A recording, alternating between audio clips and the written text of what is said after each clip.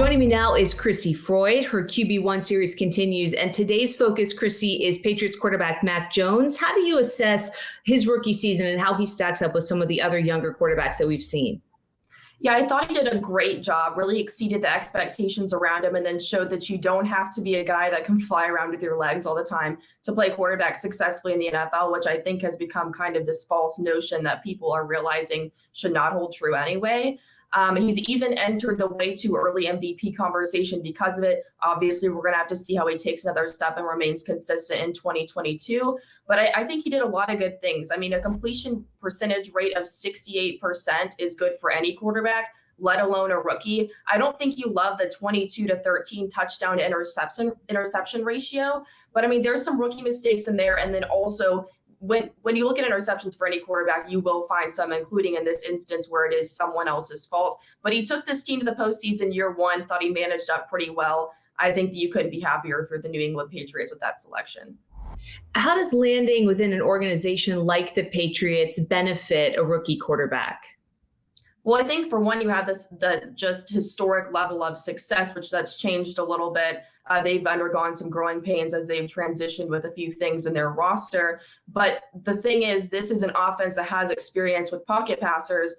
I mean, Tom Brady, you look at that, that's kind of what it's geared toward. And Mac Jones has a lot of similarities in his game, in my opinion, to Tom Brady. So he goes to a team that has the framework that has worked well with the pocket passer before, and he slides in right there as a pocket passer. So I think that just what the Patriots have done draft-wise and the system that they put him in, it couldn't have been a more solid transition. There's no better team he could have landed with.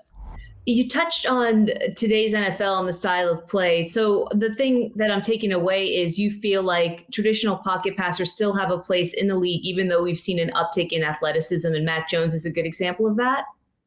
Yeah, I think so. I think part of it has to do with the situation that he landed in. But at the end of the day, a quarterback is supposed to be able to throw the ball. And in the NFL, I think as some of these more athletic guys slow down, you see a lot of quarterbacks that they can't really throw the ball that well. And Mac Jones has been trained to throw the ball well and has relied on his mental processing and his football IQ and ability to pick things up for so long that it helps him. And I think that a quarterback is eventually at some point in their career going to lose some of that mobility. And I think he has enough to evade pressure. So I mean, I think back to a conversation that me and Mac Jones actually had, and I said, do you think that you limit a playbook with your lack of athleticism? He said, no, I think I expand it with what I can do mentally. And that's kind of something that's really stuck with me in my quarterback evaluation for a long time, actually.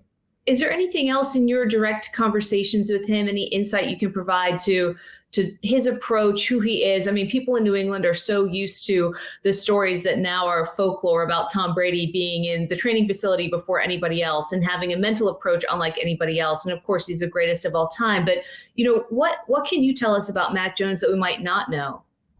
Yeah, I think that he's a very humble guy, and I think he's very focused on proving himself. I think he looks up to Tom Brady a lot. I think that he models some of his game after Tom Brady. I think any pocket passer does, because that's the epitome of everything that a successful pocket passer should be. But I kind of get the sense that he's not after being the next clone of Tom Brady, and that he wants to go out there and kind of just continue dispelling that narrative, because that was a really big knock on him, something that was really consistent, I guess, in that pre-draft process.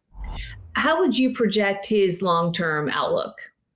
I think that it's good. I think if the Patriots can continue working in this system, I think that if he can continue transitioning well, which he already did in year one, I mean, just building off of that, continuing to surround him with weapons and bring in some good offensive line play and keep that up. I mean, ideally, at least what I think, the way that football should work is you have a solid offensive line, you have solid weapons, they all do their job. And so at that point, if everyone's doing their job, and Mike Leach says this all the time, you don't really need somebody else to do someone else's job. And I think that when you see a team that has to have a super mobile quarterback that runs around all the time, there's a good chance they're not confident in somebody else doing their job. You look at the division, you just think of the Patriots as a team that are going to find a way to get at least 8 or 9 wins. I mean, it just seems like, well, with Bill Belichick, they just, even when they're having a quote unquote down season, they find a way to just get those wins wherever they need to, despite how the schedule stacks up and, turnover that they might be dealing with. Do you expect Mac Jones to have an improved season heading into 2022 when you look at the division and some of the competition that they're up against? Yeah, I think he's more settled in now, and I think that the Patriots have a lot of good pieces. And so I think that they can really honestly finish at the top of the division. I think there's a good chance for that. And New England has also shown this knack. I think a lot of people have picked up on this over past years, that they can plug in some of these players that you've never heard of, and then they do a really good job. So that find a way mentality is certainly there.